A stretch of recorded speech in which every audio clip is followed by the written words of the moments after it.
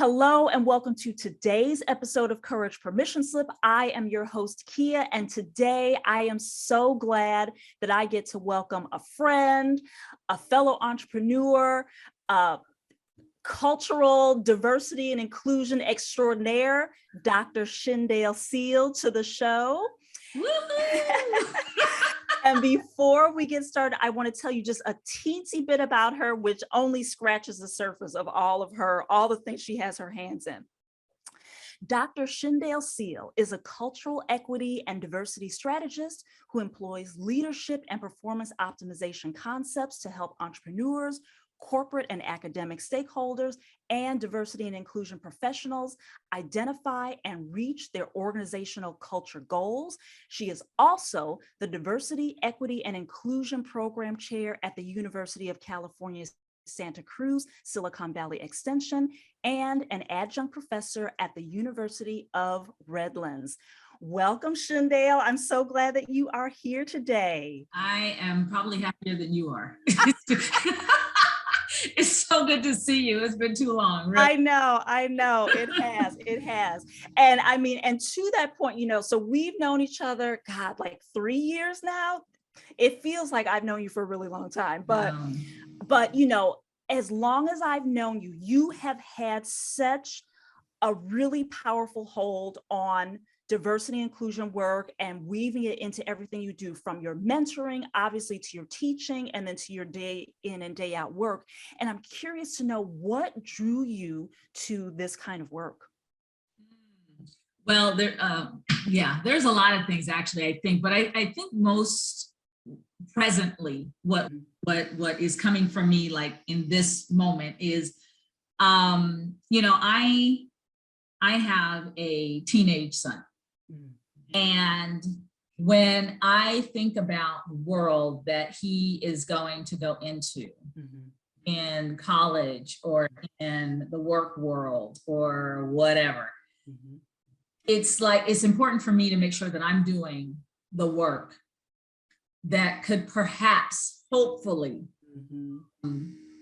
positively impact, what his experience is going to be.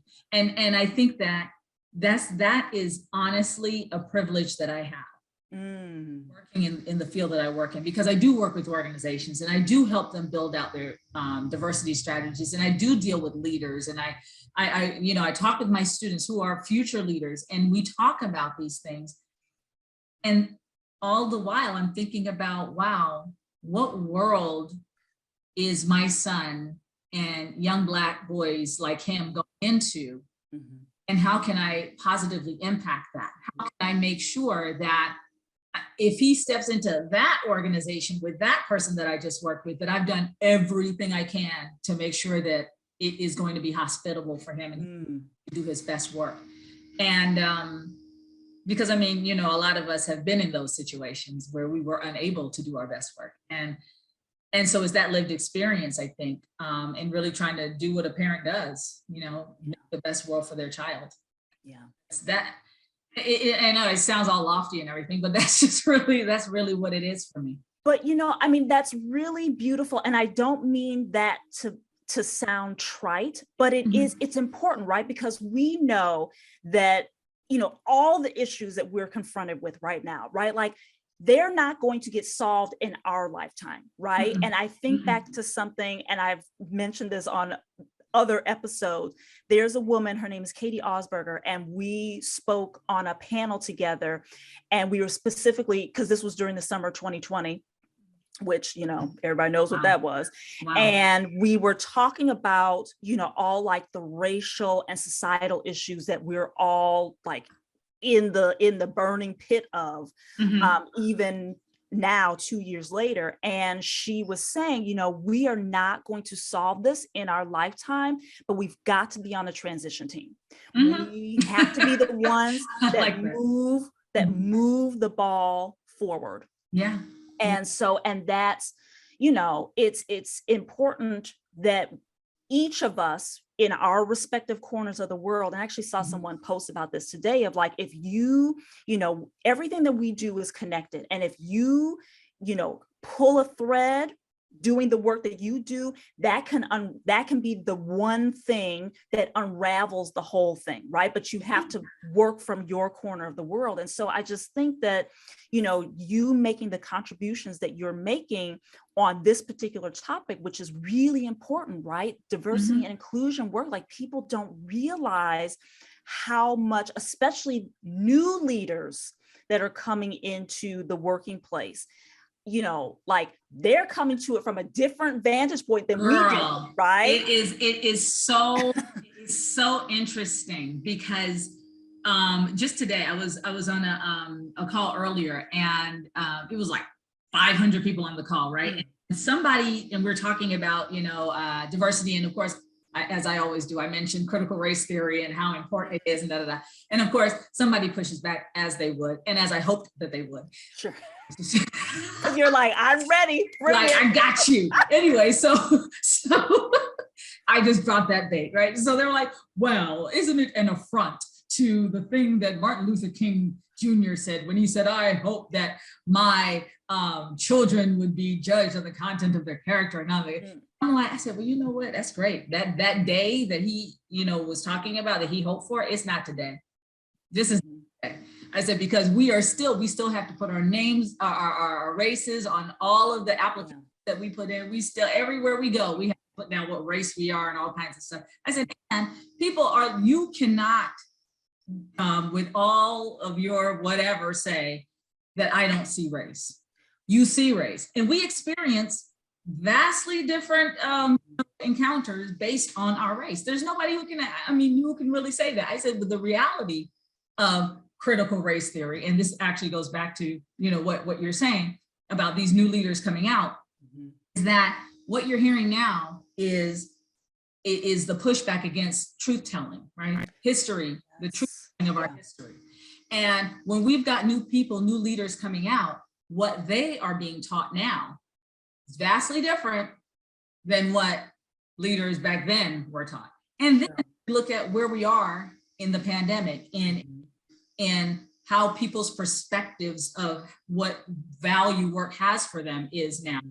We're in a completely different space, but we want to like conflate a lot of these things, and when we're having conversations about diversity, because we don't really want to be accountable for the crap.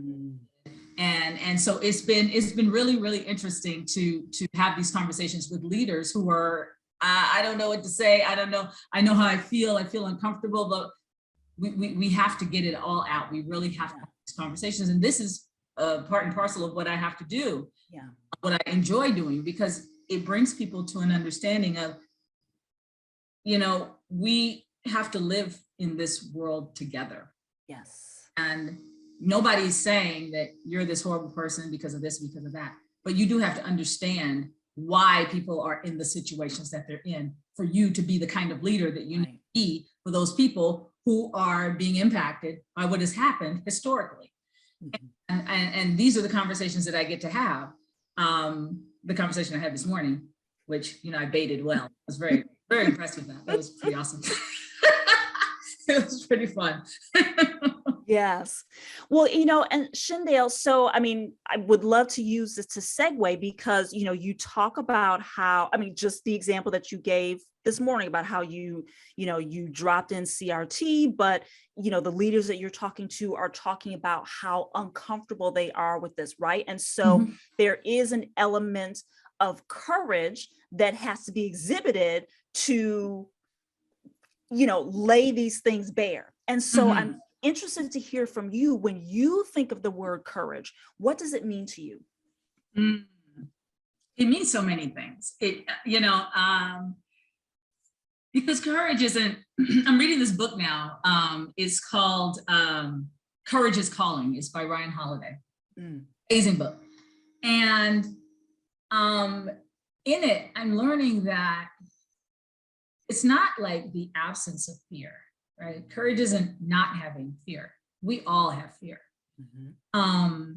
It's really pushing through that fear on the calling that you feel that you have. So for me, my calling in those conversations is to help this person to see where they really want to be. And that's an uncomfortable space. You don't grow without being uncomfortable, right? And a lot of our growth, especially when people are helping us, it requires courage, because it's so super comfortable when you're in the space that you're in. It's like a warm blanket, like whole night. It's amazing. But then you have to like take that sucker off, and it's cold and it's uncomfortable, and and you got to work. Yes. And for me, helping someone get there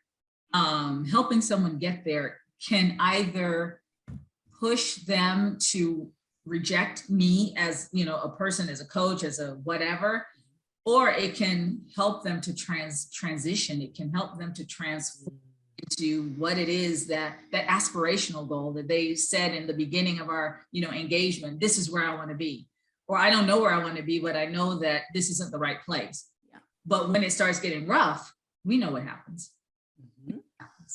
It's like they stop returning your call, or they don't answer. Emails go unanswered. I know, right? It's just like crickets, right? It's like, what is happening? Yeah. Is it the rapture? What went on? And so it's it's like, I don't know what's going on, but I know for me that whole courage piece is, it requires different tools at different times, different people for different encounters. Yeah. Yeah. And to your point about, you're in that initial conversation with someone who has indicated a desire to make a shift, right? That where they are is not exactly where they want to be. And maybe they don't know what that destination is, or the first stop on that destination, but it's like you help them to see that it's possible, but it's that middle part. And because of that reason, and I have had many of those encounters, I will tell clients at the beginning of an engagement, and then I remind them throughout that, and I don't do this to scare people, but, I want to keep it real in that it's probably going to get worse before it gets better, because we're going to uncover things that in your journey you have stepped over because it's uncomfortable. You have ignored because it hurts to know, or doesn't necessarily hurt all the time, but it's hard to get some of those realizations, right? To hear what your soul is really wanting, and then the decisions that you'll have to make, the changes that you'll have to make to get to that thing, right? Like, it's not easy. No. And there is a payoff if you're willing to stick it out. Yeah, it's funny that you say that, because that actually happened to me, and it wasn't even in a coaching situation. Family can be so painful. So I'm like driving. This is probably like gotta be about 15 years ago. And I'm like driving around. I had my sister in the car. My sister is 16 years younger than me. They're so hard. Oh, I tell you. And just so bold, right? So her friend is in the car, and they're and her friend said something, and I'm like, well, I'm giving my expertise, right? And my sister literally says to me, you always think you know everything. And I was like, she didn't. Like, totally, like, just boom. I mean, and I'm still thinking about it to this day. So how impactful that was, right? That's the part of when you start uncovering those people. When you were talking about peeling back, that's something for me that actually was, it was like kind of like a boom, like, oh yes, I know a lot of things. And then my sister says it in this really, really like insulting way. And I'm like, yeah, I mean, maybe she's right, but you have to say it like that. Right. Like, there's a better way of saying that. Right. I'm thinking. So when we're talking with our clients and we're trying to be like courageous, but we're also trying to be like super helpful. Yes. That's a piece that I struggle with sometimes too, because I be like,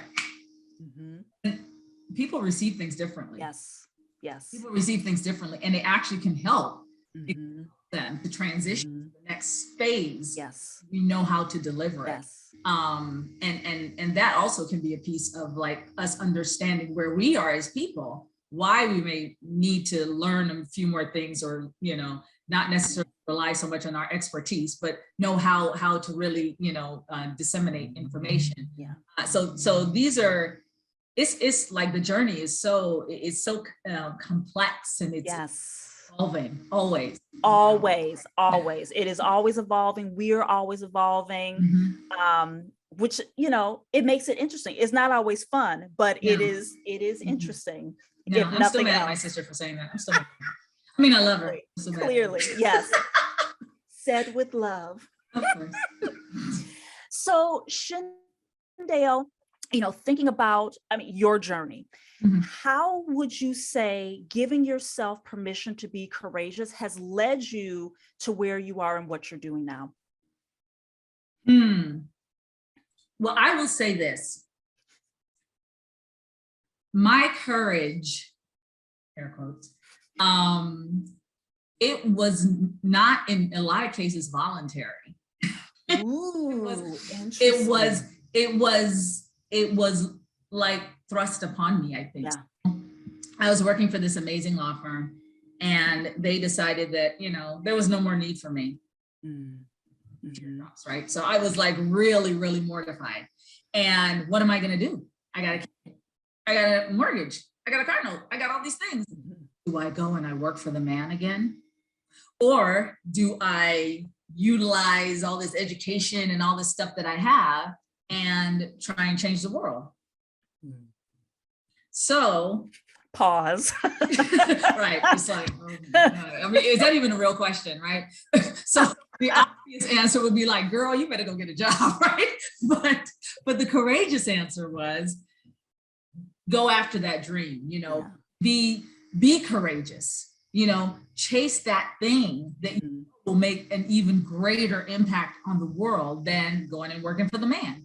And not that working for the man is bad. Do what needs to be done to feed you and your family.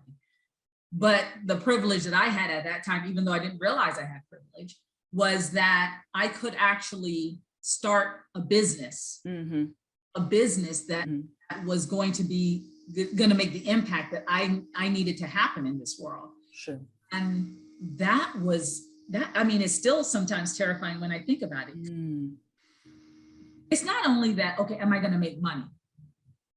We could all make money. We can sell our jewelry. We can do whatever. But am I able to make the money that I need to do blah, blah, blah? But that's not the question. The question is really, am I going to be able to make the change for me? Am I really going to be able to make the change that I aspired to make? Yeah. Based on, I've got this Black son raising here in Angeles, California, right? So I was terrified. Yeah. Terrified, but I had to push through it. So it was kind of thrust upon me, and then afterwards it kind of became voluntary. But that did take a lot, because of course your family's looking at you like, are you out of your cotton? Yeah. Literally, like those are the words. Right. What do you mean? You have to sacrifice so much. Yes. When you're an entrepreneur, you have you miss out on all the fun stuff, at the beginning stages. Yeah. Building an empire. And had I known that, I knew that it was going to be hard work, but let me tell you, the courage to say no to a lot of things, the courage to say yes to things that scared me, it still shocks me sometimes. How I've gotten from where I was, not even a decade ago, to where I am now, with those risks. And I'm a better person for it. I'm a better person for it. I will say that. Yeah. I love everything that you shared there, Shindale, and something that you said, which actually segues nicely into what my next question was going to be. You talked about, it wasn't so much the fear of not making money, it was a fear of not making the change that you sought to make, right? And, I've heard that fear come up or label in a couple different ways of like not realizing the goal, not realizing the dream. And so I'm curious, what, if any, other fears are really prevalent for you besides that, which I feel like that is a big one, because that can really drive your decisions and what you say yes and what you say no to. So, real talk. Okay, real talk here. Sometimes when we're doing what we're doing, it's like, does this even make sense? And in DE&I work, it's like, I mean, does this really even matter? That fear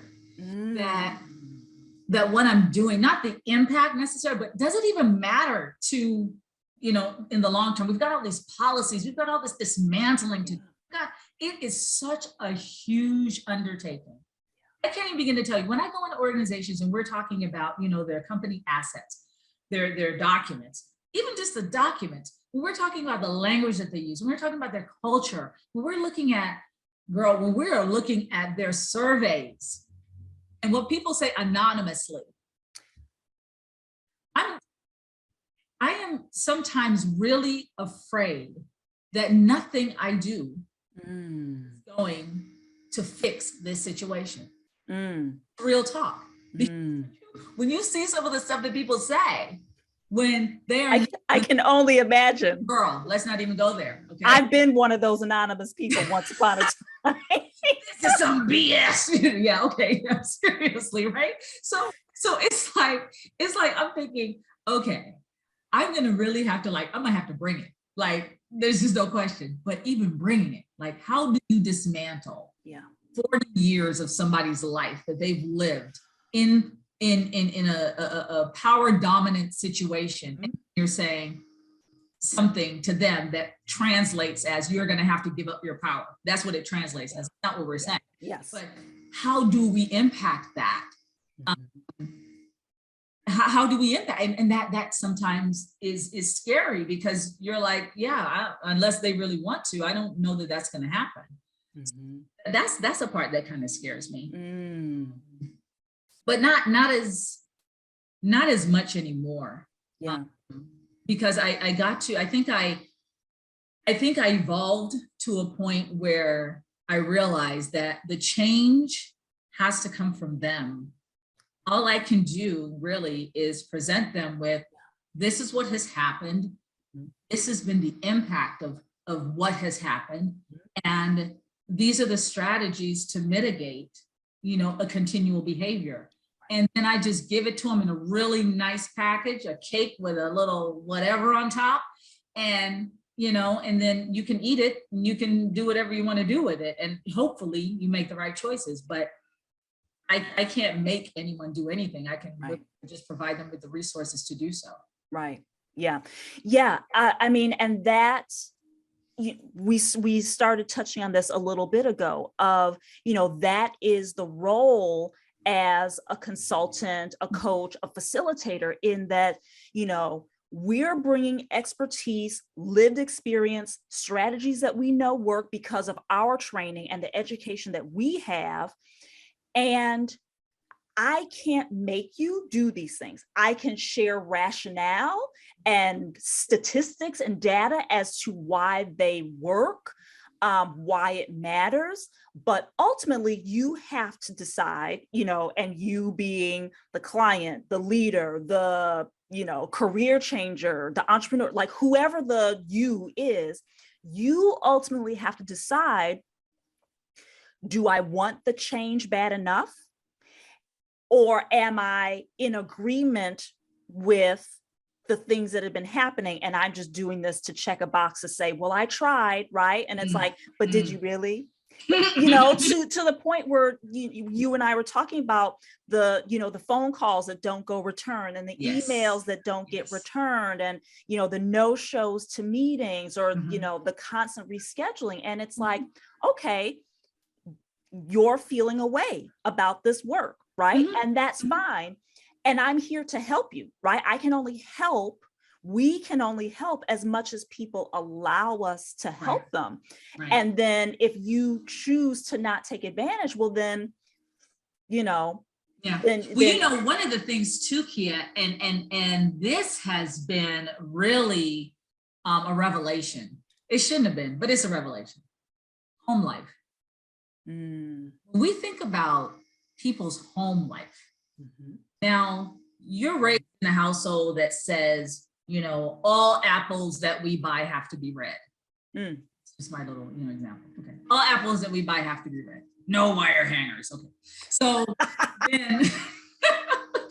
then, you go to work and, Kia's doing this coaching session or you're having this personal coaching session and Kia's like, apples can be green. Apples can be yellow.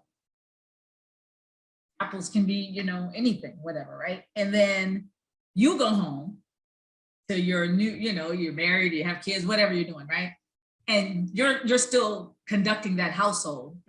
Apples are, but now you got to take that home, that apples can be green, apples can be yellow. How do you think the people in your household are going to fare with that? First question. Second question is, how do you feel the people who raised you are going to take and tolerate what it is that you're bringing back to them? Because now it's like you're saying that the sky is purple.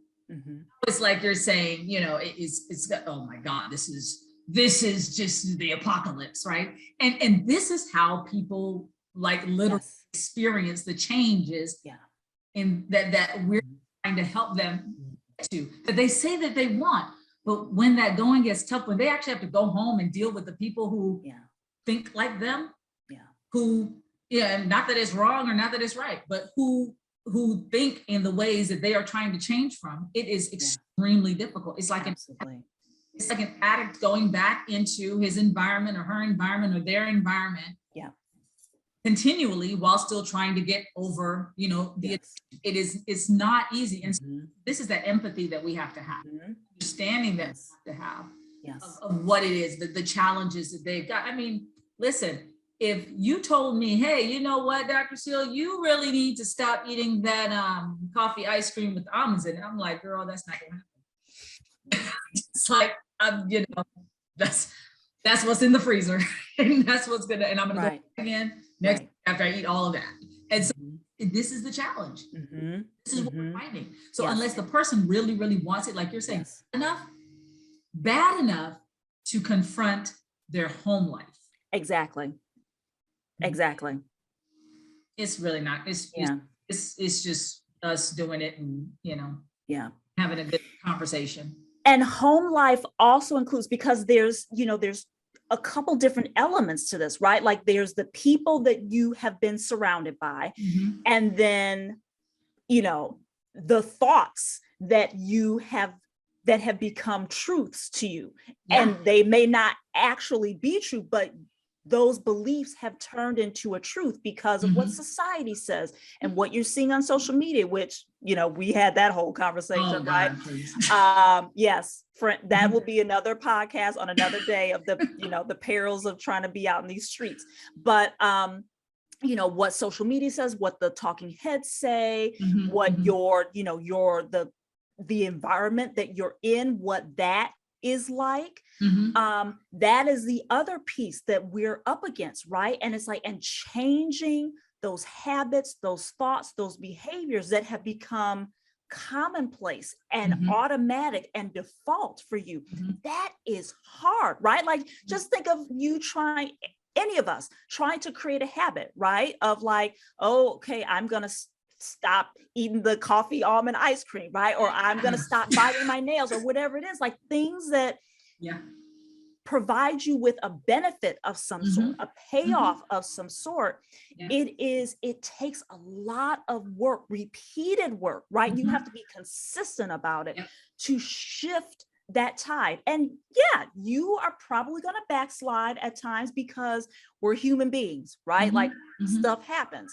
But it still requires you to keep showing up to confront those things that we've taken on as truth, as gospel, and saying, what if there's another way? But I love your metaphor of the apples. We only buy red apples. There are only red apples. I love that. What is that value proposition though? Kia, like when we think about like the value problem, what is the value of this change? Ooh, yes. Versus staying where we are. Yeah. Okay. Is it worth it to me is it worth it for me to make this change? Because, okay, in my world, diversity. Now I'm asking somebody, you know, who certainly does not have a diversity mindset, right? And in their whole space, they don't have a diversity mindset. But I'm asking them to go home and to live this life where if they encounter someone who's unlike them, that they approach them with empathy, that they approach them with an inclusive mindset, right? That's what I'm asking. But their family and their friends and nobody that they associate with even think about these types of things. So what does that mean for them? That means that now they are going to be othered. That means that now they're no longer in that community, because they are going to like question, like, what's going on with Larry? You know, what's happening here? Yeah. Right? And so now poor Larry, he has no network. He has no social capital anymore. Mm-hmm. He has no connectivity with everything that he's known to be true in his life. Yeah. So that's where the courage comes in. Yes. When we start talking about a courage permission slip, yes, that's where the courage comes, because Larry's probably like, yeah, I really want to do better. I really. That's not where the courage comes in. The courage, that's right. And he actually has to like execute it in front of people who are going to make fun of him, who are going to talk crap about him, who are going to not invite him to the bowling game anymore, who his kids go to school with. You know, these are the types of things that when we are coaching and when we're consulting, and that's what we have to touch, because that's where the courage is going to have to happen. And we're asking them to like do all this stuff, and oh well, we want, so you know, what was your experience with this? Or what, like, I mean, really, how, unless they have like a mentor buddy or somebody who's like walking with them all the time, helping make the best decisions, they're gonna revert. And that type of self, what do you call it? Like that, where like you have like that self-secure, strong with strength, self-will, like that type of power is so hard. Yes. When it is dealing with like your social, like your social network. Like if you want to get on a diet or something, maybe I'm going to start walking every day. That's right. Work. But with your social network, man, I mean that stuff, right? Anybody who can overcome it, kudos to you. Yes. Yes. Well, and you know, I mean, that is what you just talked about, Shindale, is that fear of, you know, rejection, humiliation, judgment, like, you know, that's a whole family of fears right there. That is like one of the top 5 fears that people have in their lives. And it certainly is one that I hear from clients and leaders that I work with is, you know, what if I get judged? What if I get rejected? Or as you said, other, right? Like I'm just like, I am now out in the cold, right? Like that is one of people's biggest fears. And it should be. Yeah, right. It should be, because you are going to get judged and you are going to get othered. Just get ready for it. Right. And you have to decide if you have to decide if the opinion of the people that are judging you, if that is more important than what the change that you're trying to make, right? That value proposition that you're seeking, right? Like and you said it perfectly, like, what is the value of this to me? What is it worth to me? If that is more important than the judgment and the opinions of the people from the cheap seats that aren't doing anything, then, you know. Well, you know, so there are these like criterion or categories of culture. And even though the United States here, I mean, we've got a gang of cultures here, right? But when we look at the types of the ways that cultures exhibit themselves, in the United States, we've got like more individualistic type of culture, right? People are like, oh yeah, I'm doing for me. I'm, you know, everybody, you know.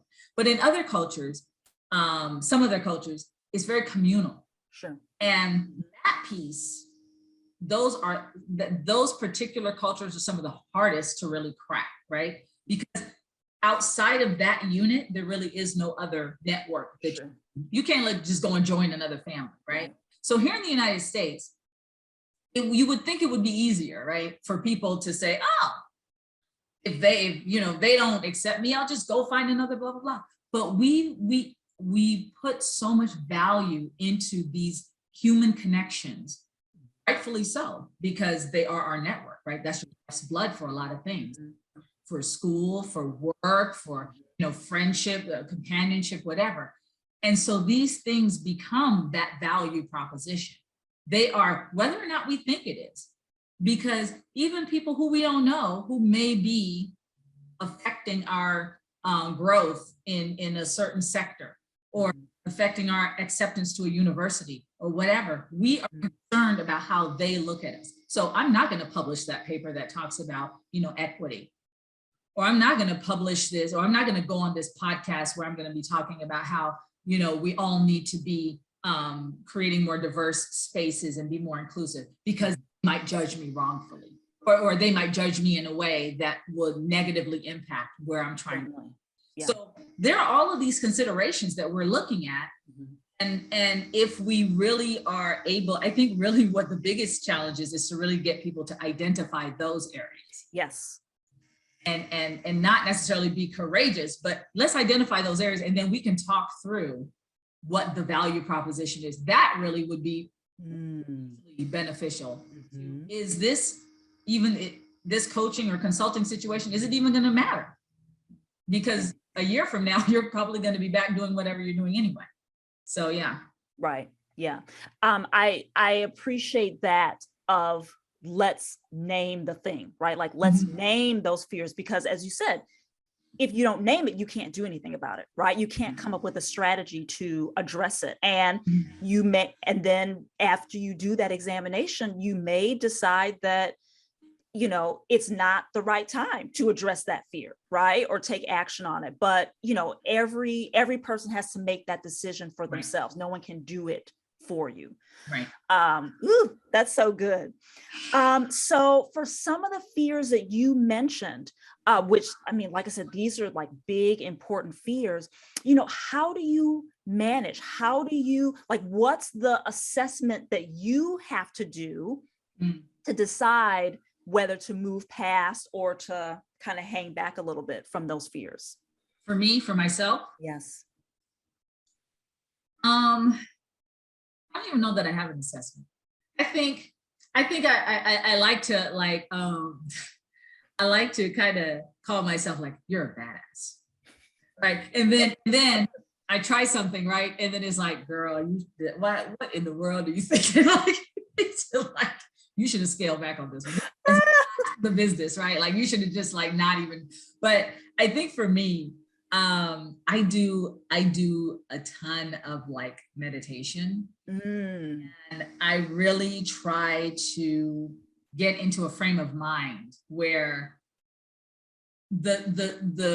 my perception of an event doesn't hinder me going forward and doing it, or so there's this concept that says that there are no problems. There are no problems. It's just what the value you place on it. You get the value you place on circumstance or something that you are conceiving may happen. And that's a constant fight for me, because if I'm going to go and in a couple of days, I have to go and do it, not go, but I'm doing a talk for a bunch of high school students. Okay. High school students. Do you understand what I'm saying? This is Gen Z, yo. Okay. They've got all kinds of different terms. And I'm talking about something, I'm like, okay, what's the cool term for this? And I'm all freaking out because I'm like, I have to talk to high school students, right? And in my mind, I'm creating this whole situation, but it's really not I talk to high school students all the time. Well, why am I tripping out right now? Because I'm creating a problem that isn't a problem. Right. So this is where, when we start to look at fear, and you have all those acronyms. What is it? Face everything and run, or face everything and rise, and all this kind of stuff. I love those. But it's really, before you face everything, what is the everything that you're considering, right? Is a situation that you've created that is literally just an event. That I'm placing value on it. I'm placing meaning on it that is affecting the way that I see. Yes. affecting the way that I perceive. Yes. That's my constant like journey. Yeah. So I'm like, oh, come on, girl, you can get it. You don't even like, it doesn't even exist. Yeah. A spoon, right? The Matrix. So I'm just like really trying to be like, and it's a constant fight. Well, and I mean, and so this goes back to what we were saying earlier about like the environment that people that are getting the consulting or the coaching go back into is being able to confront the stories, right? To confront the truth that is current for them right now. And so, you know, the storytelling piece that you talk about, that you're constantly, you know, battling with, like that is huge. And exactly what you said of like, is it a problem or am I making this a problem? And the stories, the constant, like rapid repeat that we're saying about things before they've even happened, right? Like you're already getting your narrative. You're already in the grave, right? Yeah, You've already gotten yourself there. Right? And I mean, that can be so exhausting. And so so this is a question, a prompt that I have to ask myself, but I also share with clients is, when I recognize that storytelling, the spinning is happening, of like, oh my God, this, and I'm gonna have to do this. And it's like, what else could be true? What else could be true? That's nice. Right? Because we've crafted a reality that hasn't even happened yet. We have no clue if it's going to happen or not. But I don't always remember to ask myself that prompt. And it's a great prompt to ask yourself to stop that automatic storytelling that we all do. We all do. Yeah. Sometimes I have to be like gangster with myself. I'm like, stop tripping and do what you know what you do. Do what you need to stop tripping. Yes. Like, and know that you can do it. You may not have done this exact thing, but you've done this before. You already have a blueprint. I was talking to a client about this just the other day of like, even if you don't know this exact thing, this exact role, you still have a career of developing a blueprint when a blueprint didn't exist. So you can take that and apply it, you know, put a nice little bake a cake, sheet of paper. Nice little stuff on top of the cake. Yeah, I like the cake. So, so it's just remembering that, okay, I haven't done this exact thing, but I have been in a situation before where I had no idea what I was walking into. I had no idea what I was doing, and I did it, and I learned from it. Yeah, no, that's awesome. And it can be so delimiting, right? Like, you know, because all of these stories that we tell ourselves and all the stories that our clients tell themselves, because they want us to say, okay, it's okay, you don't have to do it. That's really what the goal is, right? The stories are limiting you from doing the thing that you need to do to get to where it is that you want to get. Absolutely. And that's where a lot of us like to live, because like I said, it's like a warm, cozy blanket. Yeah, it's so comfortable. It's so comfortable and it feels easy. Yeah, it does. And speaking of comfort blankets and cozy blankets and comfort zones, where are you finding that you need to give yourself permission to step out of your comfort zone?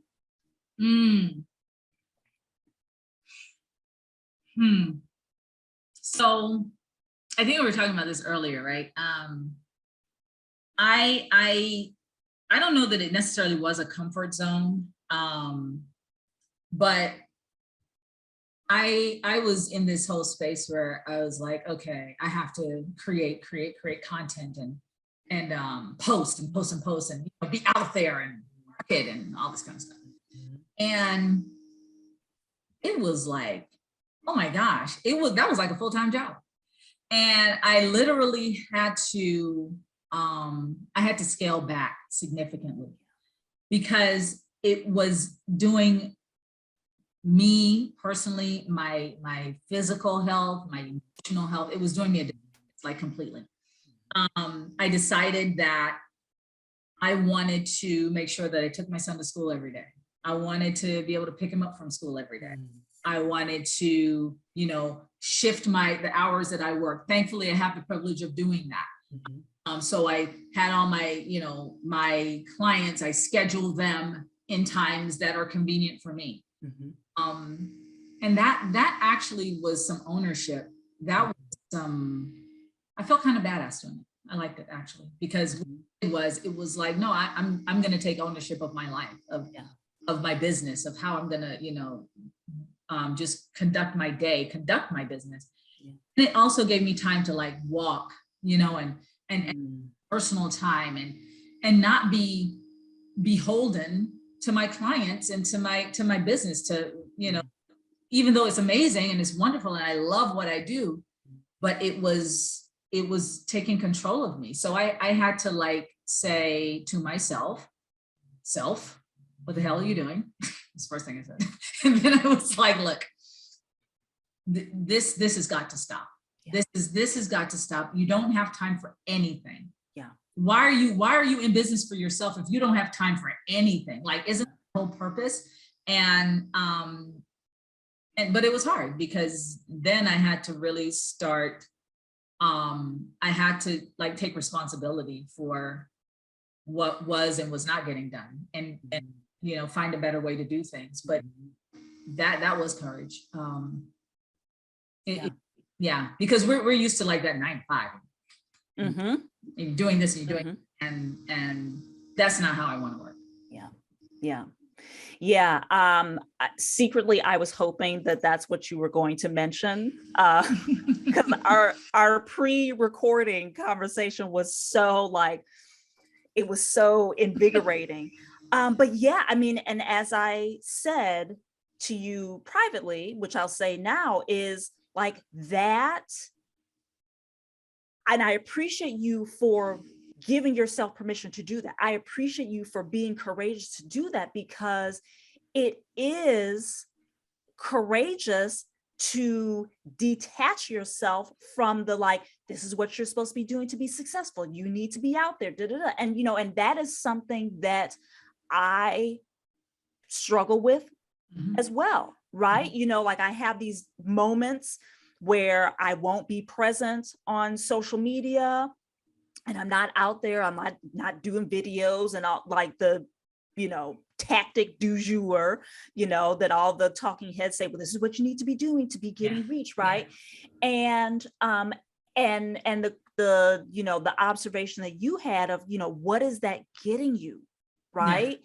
And like, that's not where the actual work happens. The work happens when you're doing the work, connecting with the people that you're in community with, saying, hey, this is what I'm looking to do, or what have you, and then making moves on that. But it is courageous, because that is the unpopular thing to do, is to pull back from the like always pushing out content and being visible.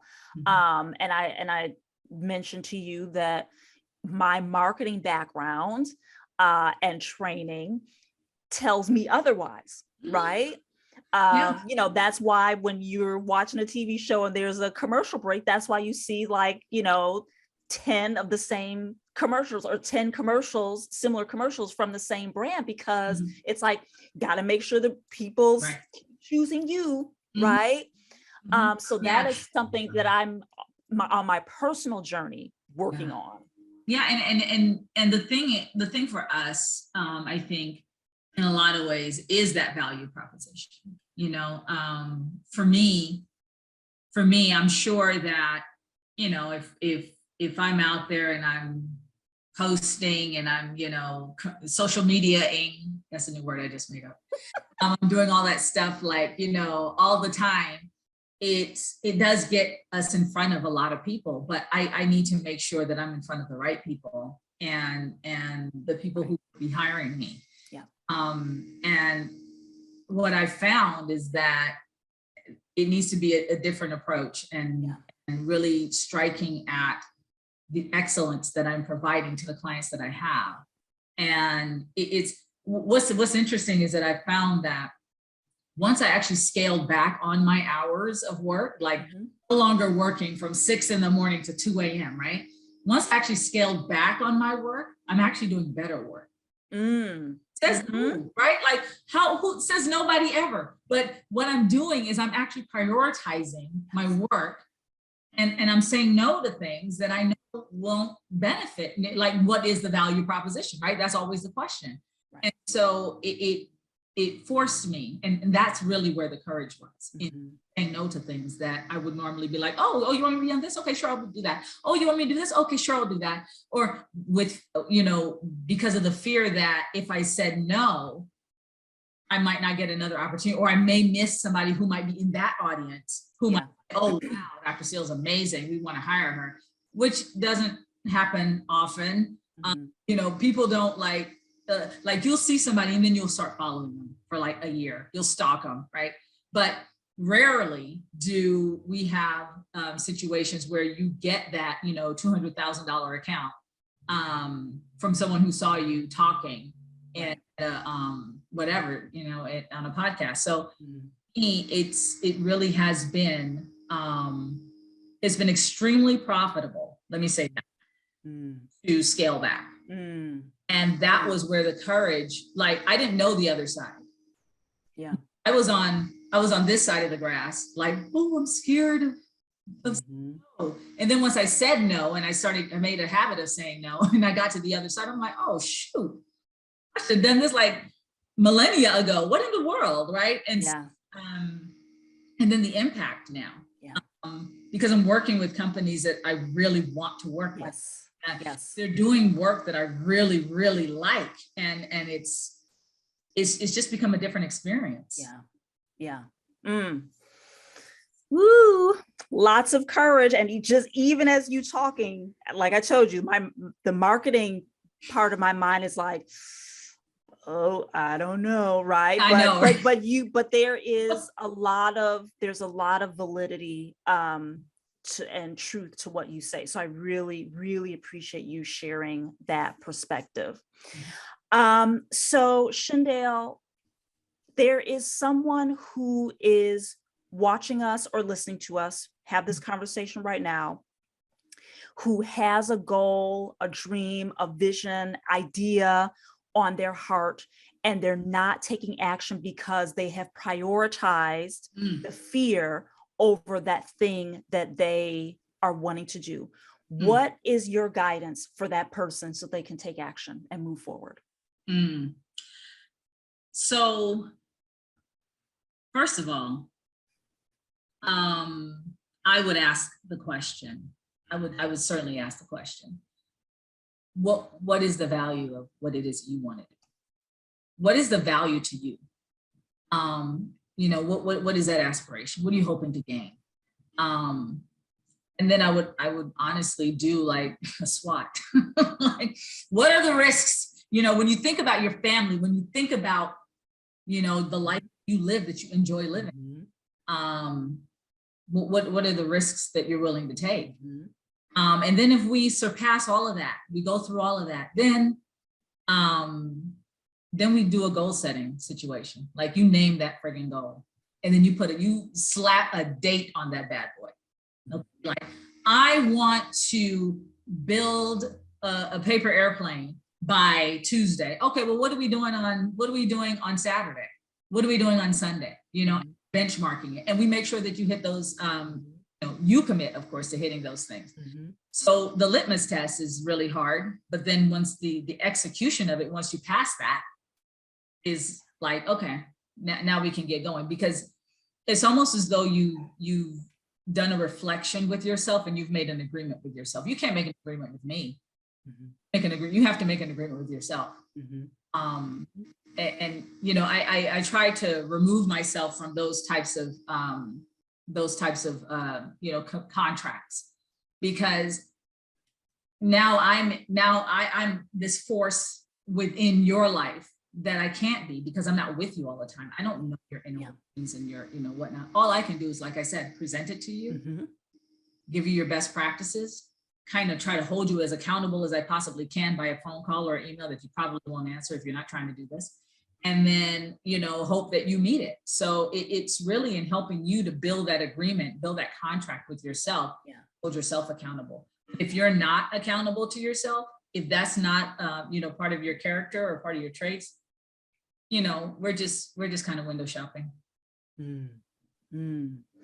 And I will build on that if you can't hold yourself accountable, find someone who can help you hold yourself accountable, right? I mean, and it doesn't have to be a coach, right? Like it can be a mentor, it can be, a work bestie, right? Like someone who is going to tell you what you need to hear and not what you want to hear. I love that. I had a work husband, and it was when I was, I was working in the corporate world. And let me tell you, we worked together for 20 years. And I would say at least once a month, we were like cussing each other out in the office. Like, you MF, what the, you're full of blah, blah, blah, blah, blah, right? Okay. And then literally like, oh yeah, you want to go grab a fat burger? Yeah, okay. And it's like, because we had that type of psychological safety with each other, and we had that kind of relationship where I could tell him the absolute truth about everything. Yeah. He could tell me the absolute truth about everything. And then I could be like, you know what? You lied. You did not do what you said you would do. You lied. And the relationship we had would be where he would respond, yeah, you're right. I do better. I mean, we're not perfect. None of us are perfect. Right. And many times we didn't, live up to what we said we would. But you're right. You need to have somebody who's going to call you on the carpet. But the problem is that most of us have people who think like us in our lives because it's comfy. It's that cozy blanket. Yes. Right. So we don't have people. We have a lot of confirmation bias happening in our networks. We live in confirmation bias city. That's what we live in. Yes. So if we don't have those people in our lives, girl, forget about it. Yeah. Right. But I will just close on amplifying something that you said of having an agreement with yourself, right? Like that question of what's the value to me of this idea, goal, vision, dream, whatever, what's the value to me? And then being in agreement with yourself versus being in agreement with some of these external things like the fear, right? Or the discomfort, right? Like when you give power to those things, then you're in more agreement with those things than you are what it is that you're actually. Oh, I like that. That's good. And thank you. And saying that, I was like, that's the response to myself when I talked about the push and pull of like, oh, I don't know, should I stay, keep putting myself out there? Yeah. So that's the answer to that question. But Dr. Shindale Seale, I so enjoyed having you on the show. Our conversation, fire as always.